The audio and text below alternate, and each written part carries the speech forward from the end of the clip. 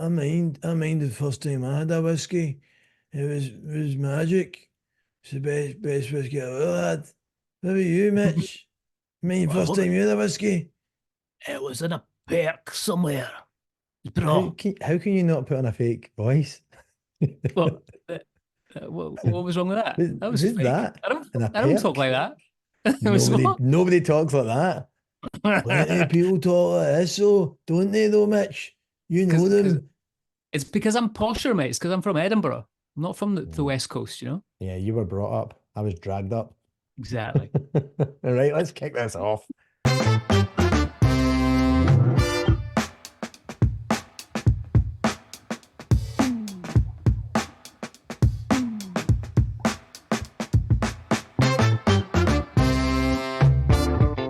Hello, everyone, and welcome to another show. Yes, that's right. We are here to tickle your whiskey taste buds and maybe hurt your ears with some bad jokes and equally bad banter. Now, I want to go back in time here and tell you a story from a long time ago when a guy was walking down the street. It was a rainy day, apart from where he walked, as there was just this beam of golden whiskey-coloured light that shined on him.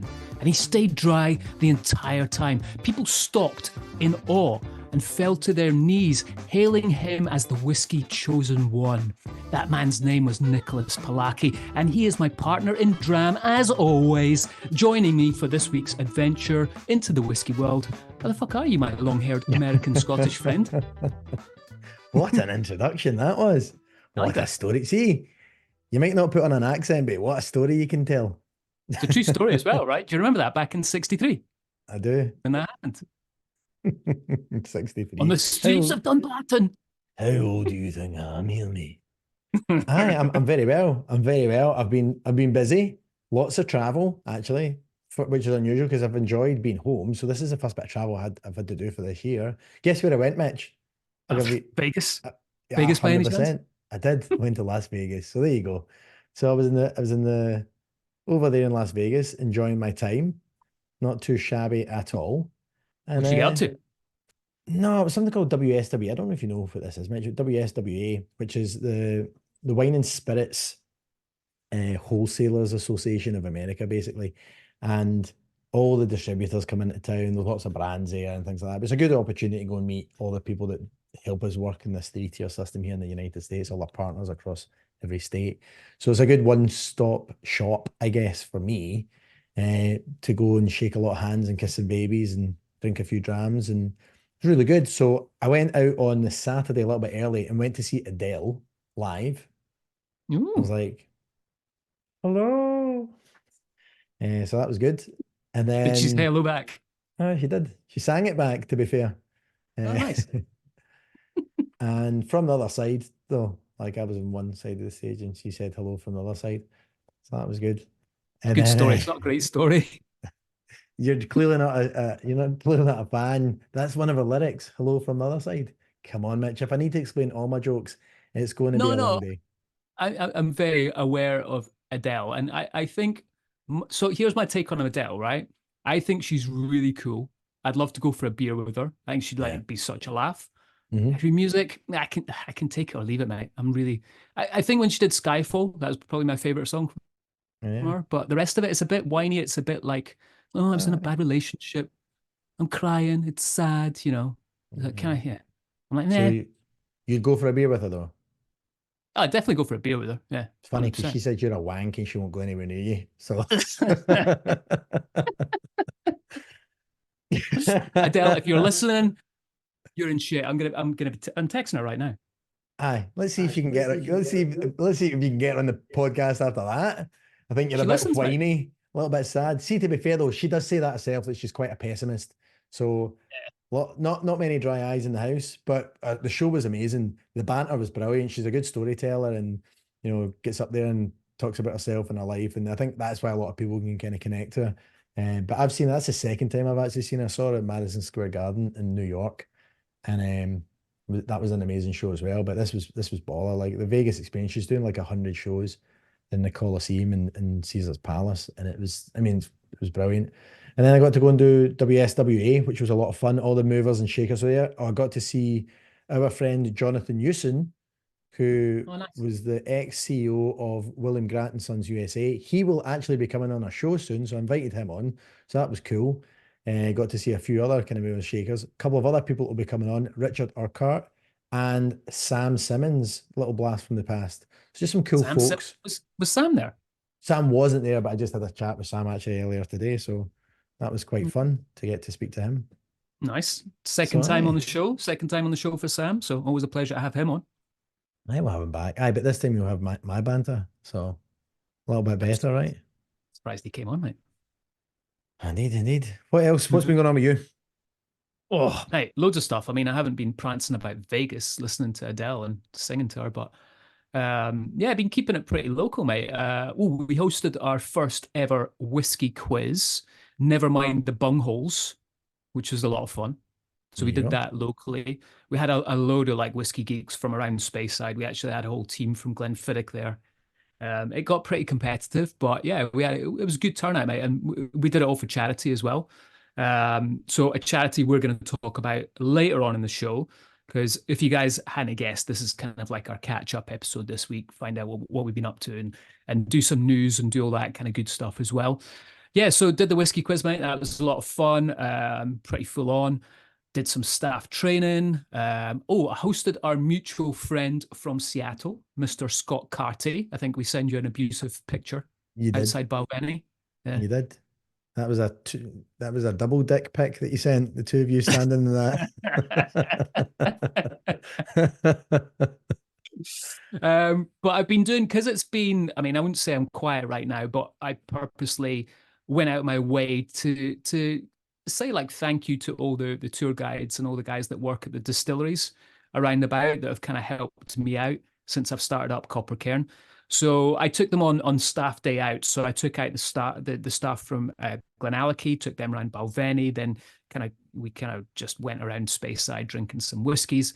Did the Nice. same with Glenfiddich. The Glenfiddich guys, we went up to Macallan and did all that, and then I did it with the guys from the Downs as well. So yeah, the Really Downs nice. is a great hotel here, family run hotel, 4-star number. Like the two sisters that run it, Steph and Lauren, amazing. Like just knock it out of the park every time you go there. So There you go. yeah, Good so I shout did out. that, mate, and then yeah, just currently got a big week coming up this next week. So I'm glad we're getting this recording in right now because I'm packing my bags for some secret squirrel whiskey stuff that I'm not allowed to talk about yet. But very exciting stuff. So we're going down to Landon to do the media launch for that coming up soon. Actually, I think by the time we put this out, I'll probably have done that because that will be the week after. And then we put out all the stuff for Spirit of Speyside, the whiskey Yeah. festival that's coming up in May. And we're going to talk about that at the end of the show because you guys have got a chance to come along and be part of the show, which is really exciting. So we are doing an episode live at Spirit of Speyside. Tickets have gone on sale already. They're selling out fast. We may be sold out by the time we drop this episode, hopefully, but if not, we'll let you guys know how to get a ticket. Maybe we can do like a two people special guests that they can come on. Not come on the show because nobody wants to hear what they've got to say, but they can come along.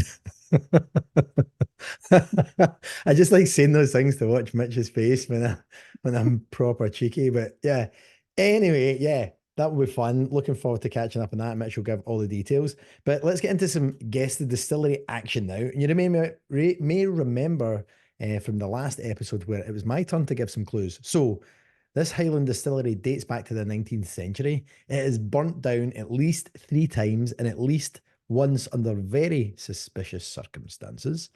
And before being modernised, up until 1963, the entire site was powered by water wheels and a steam engine. What am I? The right answer was Glenglasser. Wasn't really. I'm only joking, Mitch. I just did that to see your face again. It was Royal Loch Nagar. So well done to those of you who got it right in our feed. Some thought it was Glenfarclas, some thought it was Deanston, but those who got it right on Instagram were Stuart Shearlaw, Tornacoil, a wee hotel that is situated in Bancory. Am I saying that right, Mitch? Bankery. Bancory? Such a Really? West Coaster. You need to I spend more time know. in the Highlands, mate. I know I do. It's fair. Juan Carlos Arias, aka JC Whiskey on IG. And who else we got? I'm a Wiener. Fucking I know that was coming. And there you go. I'm a Wiener. Look at it, like I'm 49 on IG. Right, very good. Chris Grieve, you also got it correct. So answers on the postcards for the Chris next Grieve one. Chris Grieve is a big fan of the show, man. He's always like replying to all the stuff that we post. So thank you, Chris, and thank you for everyone that got the either right or wrong answer. It's just nice to have some interaction. And on that point, That's how Nicholas, I want lonely to point Mitch out. is. Even if you were wrong, thanks for reaching out. No, mate, it's just because I know how to work Instagram, and I realize when people send messages. All That's right. the reason. Well, I know Yeah. I don't. I know. But on that point, mate, Juan Carlos that you mentioned there actually sent me a message on our last episode, and he kind of makes a good point. So remember our last episode, which actually, sorry, it was 2 episodes ago now. So the unsung heroes, he was referring to that, and he made a point, that Ferrin Tosh actually predated Kennet Pans with regards to being the first legal distillery. He was making that point, and not making a point, but he was just kind of asking me about it. And I think he makes a really good point. I know it predates Kennet Pans for getting a license. I think my reason for selecting Kennet Pans and talking about that being one of the first commercial distilleries in Scotland was Kennet Pans was one of the ones that actually sent whiskey to another country, aka England. So that's why I was mentioning it there. And he also mentions about Nettie from Macallan being a woman running a distillery, which Nicholas, I know you know of very well, being an ex-Macallan ambassador. And yeah, I could have picked Nettie for my kind of unsung hero, or I could have picked Helen Cummings, but I think I wanted to shine a light Wait a minute. Is this just Juan on Carlos Bessie from emailing in Lefroy. his little grievance list of things that you didn't cover? Fuck you, Juan Carlos. This Well, is our show. You don't like no, get your no, own no, no. fucking podcast. Listen. Here's a good, but I want to. Yeah, I should have read out the start of his message, and it says, "First of all, congratulations on the brilliant work done with Nicholas and formerly Daz." He did mention Daz, so we should probably score him out from Oh, that. exactly. Uh, He's swinging and missing all over here. but then he goes on to say, "I'm a diehard fan of Not Another Whiskey There we podcast." go. Blah blah blah. So big fan. So Juan, thank you very much for writing in. Always good to get shout outs like that and messages like Absolutely. that. And Juan, I'm just teasing. I hope you take that banter in the way that we mean it. We love our fans. We love to tease. So thanks for taking the time to reach out to us. You're a good man. Cheers. Right, here we go. Next Ooh, this is the new one. distillery am I? This is a new one, mate. This is a new one. You ready for this? Okay, I'm ready. I'm ready. Okay. So clue number one. This distillery is known for its diverse range of cask finishes. I would say probably right now it's leading the way on this, or it's up there. Clue number two. It underwent a captivating rebirth in 2017, and that was done by a well-known whiskey personality. Clue number three. This distillery draws its water from one of the highest peaks in Speyside. So there you go. There's your three clues. What distillery am I? We need to get a little logo, like a little jingle going for that, I'm looking at Nicholas right now and I can see the little wheels. It's like like when you see that mouse like on a little wheel. It's, what distillery is that? I was trying to figure it out. Well, So, if you do, don't shout out the answer. okay. Answers on a postcard, people, to as you know, Palaki's house, and we'll read it all there. No, seriously, if you do, we'll post those clues on Instagram. If you do know what they are, then we'll maybe give you a shout out if you get it right on our next catch up episode. I like it. I like it. So, what else then, Mitch? What else has been going on in the world of whiskey? Mate, let's have a look at the news. We kind of looked at this. It was interesting, right? Because I messaged you and I was like, "There's not really been a lot going on in January." But when we kind of dug into it, there's actually been quite a lot. So I think one of the first things that caught my whiskey-soaked eye is that the Diageo sort of downplaying its poor sales. Now, I don't know if you guys remember, but we kind of reported on this kind of downturn in Diageo sales. So including, some of these pretty serious facts here. So talking about the US, their single malt sales were down by 27%, including Johnny Walker being down by 13%. But the Diageo executives in a media briefing kind of addressed this 0.6% sales decline over the last 6 months. So that's, I'm assuming, over the whole company. And they're attributing that to challenging consumer environments. However, they're anticipating a gradual improvement in H2. So that kind of included the likes of replenishing their inventory in North America, which they had a big issue with. And they had sort of volatile sales in Latin America and the Caribbean market. So I think another thing as well, they kind of underestimated the consumer environment and what people were willing to spend on maybe single malts, because we have this issue. I know for a fact, I was chatting to someone recently who they own an off-premise in the US, a liquor store, as you guys call it over there, Nicholas. And they were talking about the fact that a customer came in and was going mental about the fact that there was no single malts on the shelf with regards to Scotch whiskey. And what was there was overpriced, and they walked away with a load of bourbon instead. So I think that gave me a little insight into what's happening, and maybe we can chat about that when we kind of go through this. But the other, going back to the Diageo situation here, their Latin America and Caribbean sales plummeted by 23%, with spirits down by 25%, and the US witnessed a 10% drop in Scotch sales. And again, they were saying this is due to the lack of replenishment from high-priced Scotch during the increased pandemic consumption. So what are your thoughts on that, Nicholas? I think if that was the case, you'd see that across every brand, and you don't.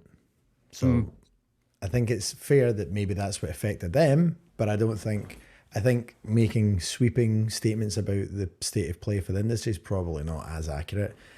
I think that they've probably overloaded into Latin and don't know how to figure it out. So I think that the Latin American market's probably just screwed the region for maybe the next 6 to 12 months. But they've got the money, they'll balance the books, they'll move the liquid, they'll figure it out, they'll run depletion rates through, and before you know it, they'll be back on track. So it's Diageo. Like they're great custodians, but this is not a rounding error. This is a big hit to their business. So yeah. But it's interesting, right? I mean, you talk about sort of preloading. I think a lot of that happened, right, during the pandemic. A lot of companies were asking people to just buy as much as they could to help them out, and now we're seeing this in their figures because everyone's sitting on the stock. Well, not even that. Actually, mostly here it was shipping, so you couldn't get on a boat. So if you got on a boat, you would load the boat to the gunnels because you might not get on another boat for another 9 months to whatever foreseeable future. So I think in that instance we saw that happen. Also here in the States, a lot of the distributors and the wholesalers they're trying to deplete the amount of inventory that they've been sitting on because of that as well, because the inventory levels were higher. So because of that, you're not seeing the reorder come in as quickly for 2024 as maybe, or even in 2023 as you maybe would have done had they not been so heavy in inventory in the kind of 12 months preceding. But like I said, it's Diageo. They're fantastic custodians of Scotch whisky. I see them righting this ship quickly. It's unfortunate that this is what the CEO has to deal with, and it's so early into her tenure of the business. But I also don't think it's single-handedly the buck. Obviously the buck stops with her, but this is something she's inherited. It takes a bit of time for this to build up. It's a shame that there wasn't that level of transparency before she took the helm, and she would have addressed it sooner.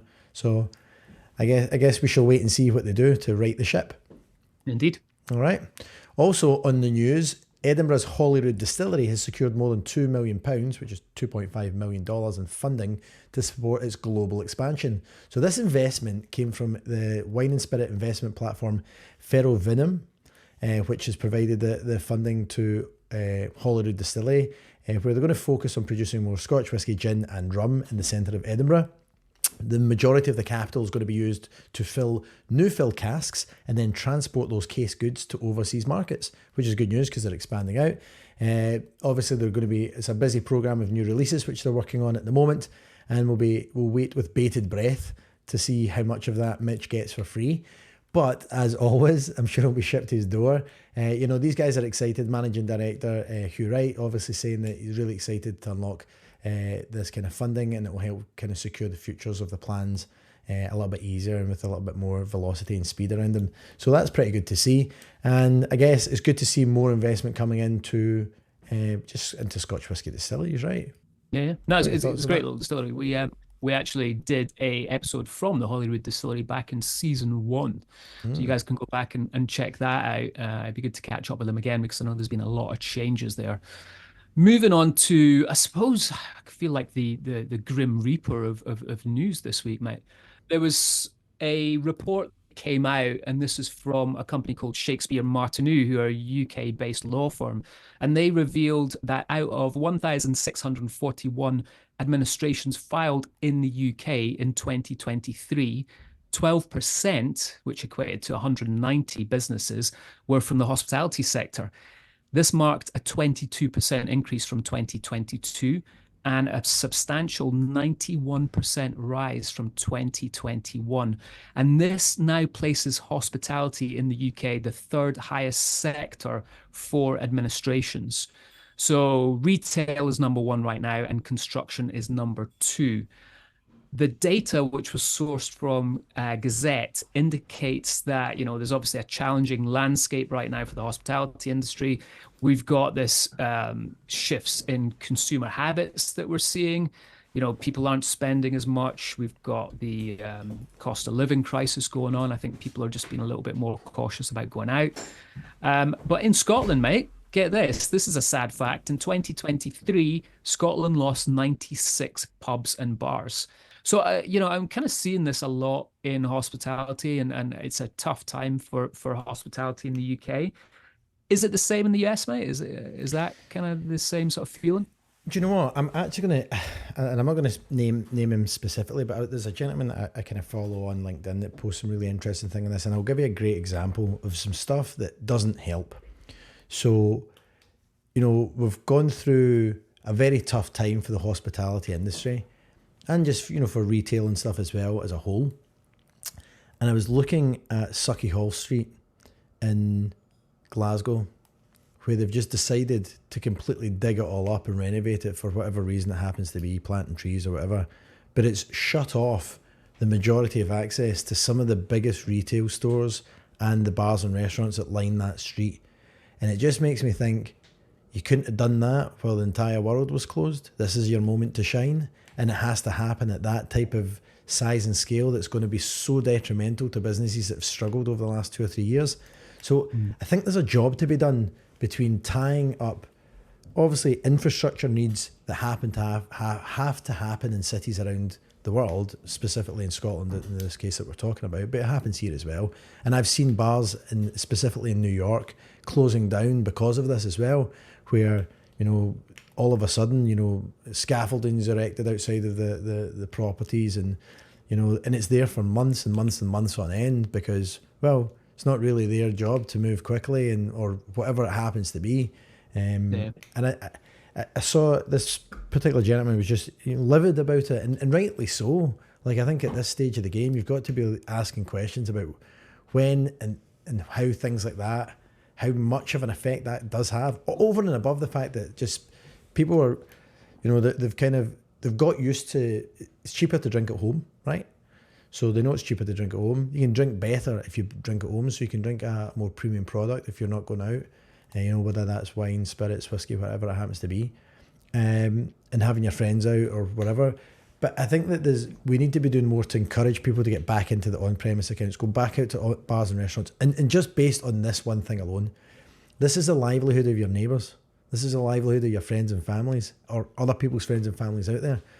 So shop local, find the people that have smaller, independently owned bars and restaurants, and go out and just have one drink or have an appetizer. You don't need to go out for a 4-course meal and steak dinner and appetite and desserts and coffees and all the rest of it. But you could go out and do something to scale, and it just helps us all get back into the swing of things, and it helps those businesses stay alive. Otherwise, we're going to end up having high streets filled with nothing but chains and banks, and what a sad place that will be. Yeah, true story, man. True story. On other news, little new release, Mitch. I'm sure you've already tasted it. Glenglassaugh have released a 44-year-old Highland Scotch whiskey. Have you tried it? I haven't, but I need to get my boy Neil round to What bring a wee about sample. that? All right, we don't want to. Neil, put the bottle in the mail to me, mate. So this is a single cask expression which came out right at the end of December. There's only 274 bottles available, bottled at 45.6% ABV and priced at a swift $6,600 US. So this is part of the Serpentine Coastal Cask Collection. Actually, look, I like that name. Rolls off the tongue. It's exclusively matured in Pedro Jimenez Sherry Hogshead. Wow. That's going to be a big whiskey. 44 years in the Pedro Jimenez Sherry Hogshead. What do you think about that, Mitch? Need to get my laughing gear around some of that, mate. Aye, exactly. Yeah.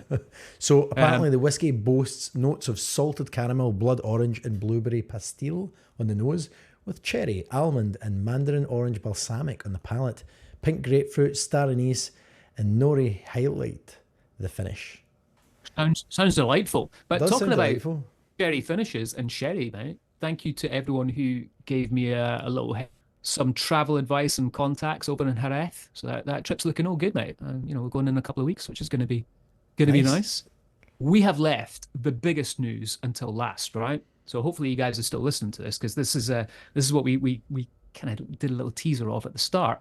We are going to be doing not another whiskey podcast live. It's going to be called the Battle of the Ambassadors, and we've managed to get a great lineup of some amazing ambassadors who are going to bring some of their wares along for you guys to taste. Now, what we decided to do for this is we wanted to do this as a charity auction. I mentioned the Bungholes quiz that I did earlier on, and we've tied this in with the same charity, which is Murray Food Plus, a little charity here in Speyside that helps out those that are in need of food and are struggling right now. So all the proceeds from all the ticket sales of this are going to go to this charity. We are going to have Struan Grant Ralph, who is the global ambassador for Glenfiddich, Charlotte Coyle, who is the ambassador for Benriach, Gordon Dundas, who has been looking after Tamdhu for, I think, all his life, actually, since he was born, or it seems that way anyway. And Mr. Mark Thompson, so ex-Glenfiddich ambassador, and hopefully by that point he's got another job. I'm sure he will do, and he'll be bringing something sexy along as well. So little kind of clue in the name, Battle of the Ambassadors. We're going to get them to bring one bottle along of something pretty sexy, and then the audience is going to judge which whiskey is the best. And obviously Nicholas and I will be there hosting it, recording it live for an episode. It's going to be in the Craig Ellicky Lodge, May the 2nd, 7 p.m. Go online, get your tickets now. They're all there. Like I said at the start, we haven't got that many left. I think last time I looked, there was maybe 5 left or 6 left. So maybe when we drop this, it might be sold out. Who knows? Might have to go back and edit it. But anyway, dude, you looking forward to that? You're going to fly your ass over to Scotland. It's going to be fun, right? Wait. Yep. If all goes to plan, I shall be there. So that's it. So I'm super excited. If not, I'll be Zoom calling it in. But yeah, one way or another, I'm going to be present.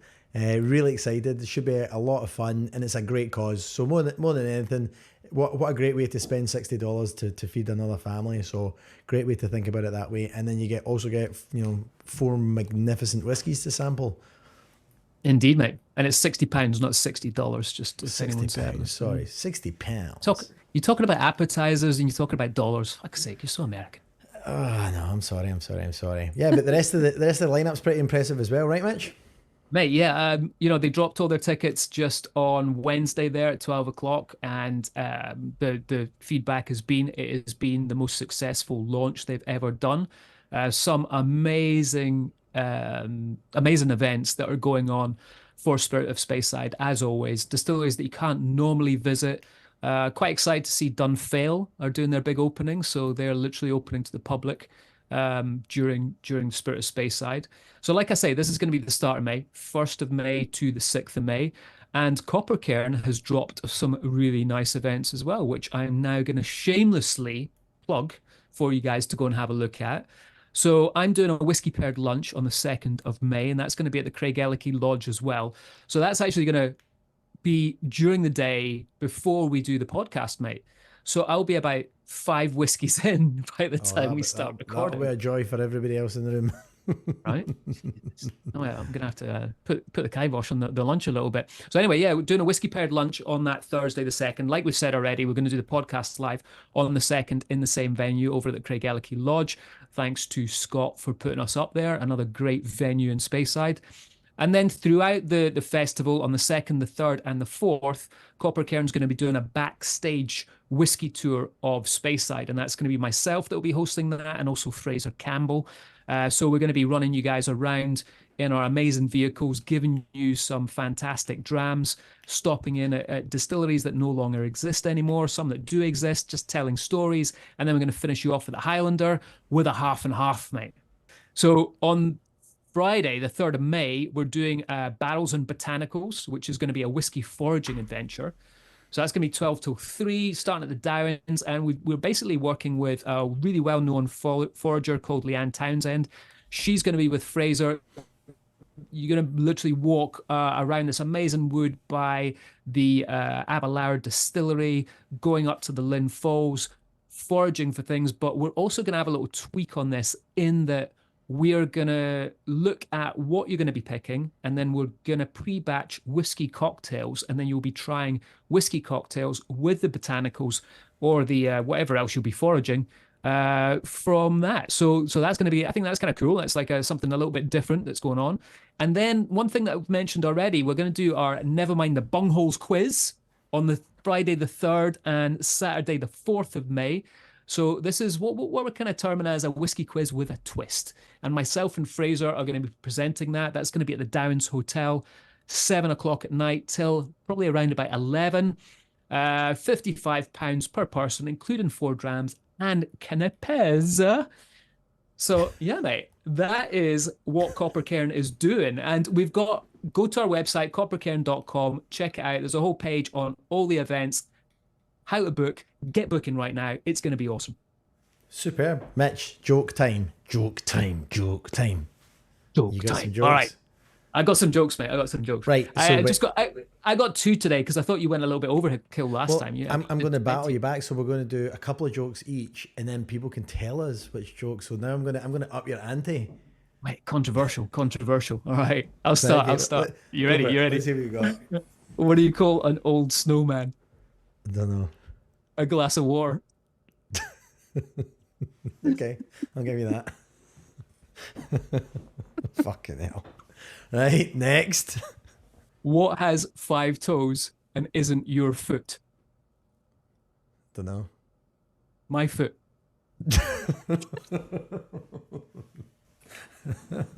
We all know you've got 6 toes. What animal can jump higher than a house? What animal can jump higher than a house? I don't know.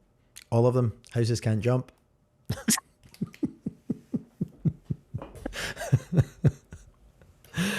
Here's another cracker. This is crazy. Rick, this is how stupid this has got. I've got people sending me bad jokes. This came from Ricky Crawford yesterday. He's like, you need to read this one out. This is actually pretty funny. I caught my son chewing on electrical wires, so I grounded him. He's doing better currently and conducting himself properly. That's like 3 jokes in one. I love it.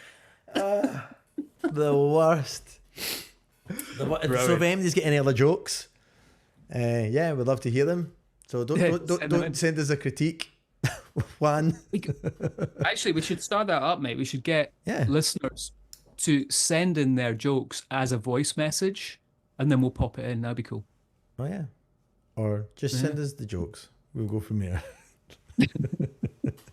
Some things can't be trusted, Mitch. Like, come on. We're doing a pretty good job of getting ourselves cancelled. We don't need other people to do it for us. They were good ones, though. I like them. They were solid jokes. Yeah, they were good. I like this snowman one. That's terrible. Right, guys. Well, this is our news roundup. That's been our news roundup. Thanks for tuning in. Next week, next episode on Not Another Whiskey Podcast, we will be covering Whiskey Myths Busted Round 2. I don't know what we're doing now. I'm doing the promo for it, mate. So I like that. You went into hype man mode there. We're going to cover debunked common whiskey misconceptions, address myths, superstitions, or beliefs surrounding whiskey production, tasting, or history.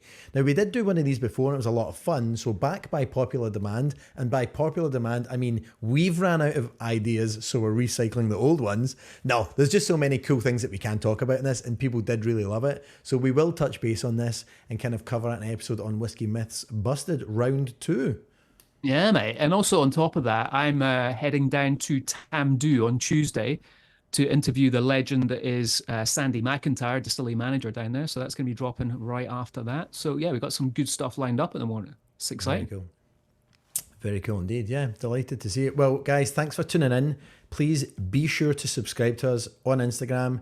Subscribe to us on Not Another Whiskey Podcast. Wherever you're listening to this, it makes all the difference to us just to take 1 minute out of your day and smash that subscribe button so that you can continue to hear whenever we drop a new episode. We do appreciate each and every single one of you. Specifically, I appreciate Juan. So I need to call him out now because I just tore into him for no good reason. But sorry, Juan Carlos. I do love you. Thanks for tuning into the show. Tell all your friends about us. Make sure they come along and listen as well. Mitch, as always, it is a pleasure. It was fantastic, mate. Was it good for you? It was good for me. Really good for me. Loved it. That's an insight into Mitch after. Anyway, I'm going for a cigarette. Bye.